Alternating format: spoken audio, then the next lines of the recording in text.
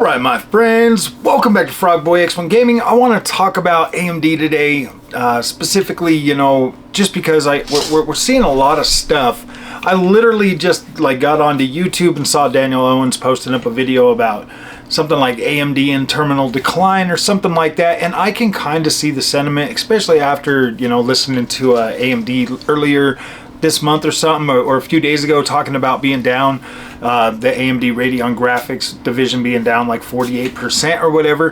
That pretty much showing that maybe AMD is probably in a possible decline right now. So I just recently, and this is why I want to talk about this, is because I just recently picked up a 4080 Super, and the most powerful card I had before that is the 7900 XT. Now I'm not super, I haven't been doing PC gaming for a very long time, so I'm coming into this, with a fresh aspect of, being able to try both brands and kind of, getting in there and really checking these out and trying to find, the best experience for myself and for the community. To be completely honest with you, for a while there, I was getting pretty negative towards NVIDIA because it was something that there's a lot of things, at least for me and my experience with NVIDIA, that were confusing, or things weren't working the way they were supposed to, or it was just, way too way too overcomplicated for somebody, just getting into PC, that I think that the NVIDIA experience was, kind of not doing the best it could do at providing a, like a newcomer experience into the PC realm. And I get it, man. If you're gonna spend, anywhere from $1,000 to $2,500 to $3,000 on a PC experience, you're not going to want to have to sit there and figure out a bunch of stuff. You're just not, especially if you're coming from a console experience. You basically just want that plug and play experience. And while PC is pretty much plug and play, it really does take a little bit of time to get used to. And, in my defense, guys, because I'm running this channel, working a full-time job, still doing everything, and before I started on Carnivore, and I was just kind of didn't have a whole lot of energy to do all of that, and to really focus on what really matters in PC gaming. And I did still have that bias toward consoles, like, oh man, I'm a console gamer, I just wanted a console game. So that slowed me down pretty much for that whole first year. That whole first year, I literally played on my Series X and my PS5 significantly more than my PC. It wasn't until I actually bought the 7900 XT that all of that turned around, and I started focusing more on the PC platform as my main gaming experience. And that was because AMD really does provide that, I'm going to say, world-class user experience for new gamers, the people that are just coming to the PC experience.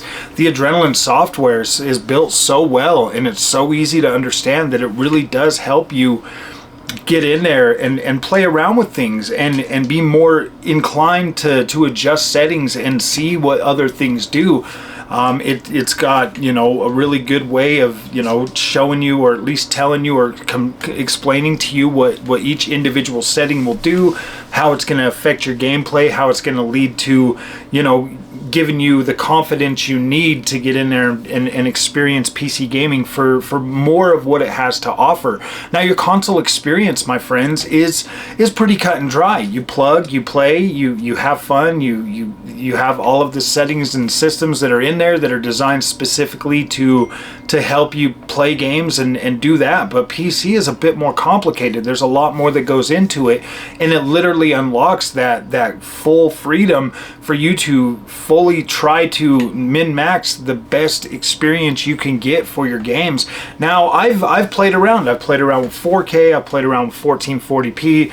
I've even utilized 1080p, because the thing with PC gaming is 1080p gaming at max settings at really high frame rates is actually a very, very good experience. But when you start buying some of these more powerful cards, like a 7900 XT or a or like a 4080 Super, you're going to start running into, you know, some you know, GPU utilization that's running about 50. Now, I was just playing Dragon's Dogma 2, and on this 4080 Super, my GPU utilization goes into the 50s at 1440p, and I'm like, gosh dang. But it does stay a lot higher at 4K, and that game is very CPU heavy, so it's definitely going to require a lot more than what I actually have for that. So you run into things like that with PC gaming that, you know, that when you listen to everybody and you entertain all the noise and you bring everything in, it can start to make you feel like maybe, oh man, no, I got to do this or I got to do that.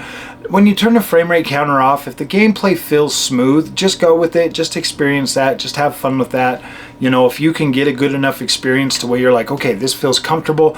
I'll tell you what, at 1440p, I definitely, you know, expected more of a frame rate. But here's the thing, man, the 7900 XT and the 4080 Super in this game pretty much perform the same. The only real big difference, and the biggest reason I like to play this on the NVIDIA GPUs, is because the DLSS in this game actually does look pretty superior. And it brings the image quality out a lot better, at least a lot better for me. In the because normally in open world games, I really do like that softer looking effect. But for some reason, this one here just looks better with a little bit sharper overall image quality. So I've been, you know, playing most of that on the NVIDIA side. I played a lot of it on the 4070 Super, and now I am back to playing that on my 4080. And to tell you the truth, guys, I've gotten to a point with Dragon's Dogma where I don't want to beat the game just yet. I want to fully explore the world and just keep building my character and having fun with that. So I don't play it every day like all out. I usually just come back to it for short sessions, you know, to explore like a different area. Now I did play it pretty hardcore when it first came out. Like I did sit on there a lot, but for the most part, man, I really didn't want to I really wanted to try it on the AMD card, so I put that back in there, and then I was on the, so yeah. To make a long story short, guys, I want people to know, and if there's anything that I can try to help people understand is, like, look guys, we have a lot of marketing out there, and we have, you know, what's called that continuous, in my opinion, it's like a continuous bombardment of, you know, a lot of content that comes out for like PC and consoles, and you know, a lot of it is designed for creators to be able to make something to be relevant, to put some sort of content out there so that people are watching it, so they're engaging with that platform or that channel. And a lot of it, you know, sometimes guys, it really does kind of just start to get to a point where maybe it becomes too much, but we just get so addicted to that wanting to watch that and wanting to see that. So we invest a lot of time in that, and that just kind of leads us into this space, or into this spectrum where we're consistently looking for something new to buy or to learn about or to see, and try to find, you know, the best stuff that's going to make it for us in PC gaming. Now, with my experience, I mean, yes, I still am pretty new. I still consider myself, you know, like a novice when it comes to PC gaming and stuff. But I think I've got enough information in my head, and I've seen enough things, and I've seen how things work enough to the point where I can honestly say that I don't see such a drastic, huge difference between AMD and NVIDIA. I prefer the AMD platform. I prefer the way the AMD, you know, feels. To me, it feels more cohesive, and, you know, especially if you're running like an AMD processor, it just feels better and overall more tuned for whatever experiences you're getting into. I do experience more of a, you know, for some reason, since the 4070, since I figured out a couple of things on the 4070 Super, I'm going to say my NVIDIA experience has gotten a lot better. It's a lot more stable overall now. I had some things in there set up, you know, like I had like the, in the GeForce thing, I had, you know, my resolution scaling already set, so it was already scaling that, and then getting into DLSS and, you know, using DLSS to scale that even more. It was making this, it was actually making the system a lot more unstable, whereas now it feels a lot more stable. It does feel pretty good. You know, and that's why I can honestly say this, you know, that guys, there's really not that much of a difference. And when it comes to ray tracing, because that's the thing that they beat you over the head the most with when it comes to the NVIDIA platform, is the ray tracing experience. You got ray tracing, you got DLSS. Well, this is kind of a tough one. This is kind of a tough one, my friends, because before DLSS or FSR or any of that stuff even existed just a couple of generations ago, the main thing that that these manufacturers were doing was just trying to, you know, increase the power, the rasterized power. Obviously, NVIDIA was bringing other stuff, you know, like physics and hairworks and stuff like that to the PC space. But at the end of the day, my friends, you were just getting like marginal bumps over power. So you were waiting 1 to 2 to 3 to 4 generations. Whereas now, with the inclusion of frame generation, DLSS, FSR, AMD's fluid motion frames, all of these other features that are now available to these GPUs, they do increase the longevity of your cards. And I really do feel like the reason why the 40 series for NVIDIA got such a drastic price increase over the 30 series is because of the frame generation, because NVIDIA knows that people are going to use that.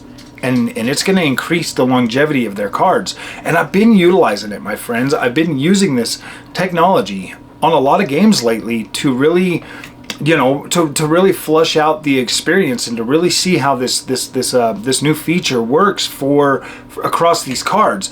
And I have to say, I do like frame generation. I do. It just makes the experience a lot smoother. And so that brings me back to the AMD experience. With AMD, you now have driver level support for AMD's fluid motion frames. And you need to listen to that. You need to take that into consideration, because that propels any of these AMD GPUs that are able to actively use that. And when you turn it on, and you turn off your frame counters and everything else, and you're just in the game and you're immersed in the experience, my friends, it really does perform very well. If you're using a controller, you're probably not going to tell. As long as your game is over 60, preferably like 70 frames a second before you turn it on, you're going to have a very good experience, and you're probably not going to be able to tell unless you're really sitting there looking for it. And I get it, man. Like, in PC guys, they're a different breed. They really do have a higher they don't really have a high tolerance for some of that stuff anymore, like console gamers do. And I think that's probably why it's so easy for me to still be good with that kind of thing, is because I have a higher tolerance, man. I've played games that were like in the 20 frames a second on the platforms, on the consoles and stuff. And now that when you come over to PC, it's a different beast altogether. Now, I know that it is 100% realistic to be overhyped on the NVIDIA platform. There's a lot of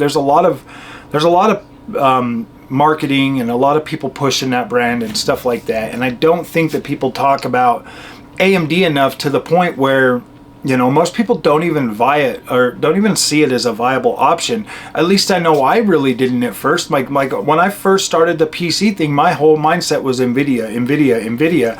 And, you know, in true Frog Boy fashion, I usually start with, you know, something cheaper and then work myself up to something more expensive, because I want to try it. I want to see. So I want to put, you know, the money where it's at. Now, had I just spent the money that I spent for that camera and that camera, I could have had a way better camera. But it's fine. Like, it's fine. I don't mind, you know, trying out new things. That gave me 2 products to put something on the channel, so I'm fine with that. But, you know, when it comes to AMD, guys, I kind of feel like AMD is more of that. Like, they're like, look, guys, this is what you get. We know you don't trust us. We know that everybody hypes up AMD or NVIDIA, but I guarantee it, if you buy our 7900 XTX for $999 at launch with 24 gigs of VRAM and this and that and all of that and the full shebang, by the end of the generation, you are still going to be satisfied with that GPU. Whereas with the NVIDIA side of things, guys, you've already got people saying, just wait for the 50 series, just quit wait. I mean, dude, you're gonna spend your whole time, your whole life waiting for PC parts, man? Like, really? You're gonna do that instead of just getting in there and enjoying something? You're gonna just continue to wait just because it's close? PC stuff comes out like every other freaking all the time. You're always gonna be waiting if you're always waiting for that. And in my opinion, anybody that's saying wait for a 50 series card, we've seen these cards go up in price every single generation. So yeah, do what you got to do, man. Wait as long as you need to get whatever you want. When I recommend, like, the from the uptick that I've seen going from, you know, like a 3080 10 gig to the 4080 Super. I mean, it is pretty big when you're using frame generation, but I mean, in the greater scheme of things, man, like, I don't know, man. Like, I don't feel, maybe it is because I've upgraded every generation so far that I've been in PC, but I'm not seeing like these super high upticks that they advertise all the time when it comes to PC stuff, man. Like, I don't know, man. Now I got people telling me that I need to get a better CPU and all of that stuff, and I'm like, my friends, like, this is a 5900X. This was a pretty high-end CPU when it came out. So when I look at that, I'm like, do these guys really even understand what they're talking about when it comes to PC stuff? Or are they just, oh man, these guys, Hardware Unboxed, did this thing and it showed this, and so you got to have all of this? And it's like, no, man. Like, a lot of people don't want to upgrade their CPU. They want to be able to do a few, you know, GPU generations and then upgrade their CPU and their platform to get even a bigger boost. That's kind of where I'm at with it, man. Like, I feel like I've invested so much money in PC for just marginal freaking gains and like different like stuff that I don't know, man. Like, I'm a little bit more I'm not like disappointed with it or anything, but at the same time, it's like, what exactly is the end game for PC gaming? Am I supposed to just be like FOMO'd up all the time and just, you know, keep consistently buying this stuff every 2 years or something? Because I don't feel like that's where it should be. I don't feel like I should have to do that, but I do a lot of that due to the channel. So if it wasn't for the channel, man, I probably would still be on that 3080 10 gig, to tell you the truth. I'd probably still be rocking the 3060 Ti, to be completely honest with you. Who knows? But I'm glad that I've had this opportunity, and I just want you guys to know that I'm very happy with the AMD experience. If that is something that you're sitting on the fence about, I'm pretty sure that you'd be happy to. Once you get it isolated away from, you know, the NVIDIA and like the fanboys and all the noise out there, and once you get in there and truly experience what AMD has to offer, I think you'd come away pretty impressed. I think you would absolutely come away pretty impressed with the overall AMD experience. So, all right, my friends, if you guys like this content, don't forget to like and subscribe. I hope you guys like the new camera. This is awesome, man. I think it looks incredible, and it really is helping the channel stand out a lot. So hit that like, hit that subscribe, and we'll see you guys in the next one. Thank you for watching.